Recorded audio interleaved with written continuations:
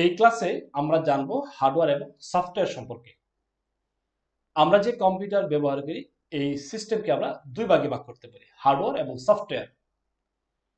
এখানে দৃশ্যমান কম্পোনেন্টকে আমরা হার্ডওয়্যার বলি, যেগুলো আমরা চাইলে স্পর্শ করতে পারি, যেমন mouse, keyboard, monitor, printer, processor, motherboard ইত্যাদি। কিছু কিছু হার্ডওয়্যার ক্যাচিং এর ভিতরে থাকে, দেখা যায় না। কম্পিউটারে এসব হার্ডওয়্যার পরিচালনা করার জন্য বিভিন্ন ধরনের সফটওয়্যার প্রয়োজন হয়। সফটওয়্যার হচ্ছে সকল প্রোগ্রামিং এর একটি সম্মিলিত রূপ। এটি ব্যবহারের মাধ্যমে হার্ডওয়্যারগুলোকে নির্দিষ্ট কাজের জন্য নির্দেশ করা হয়।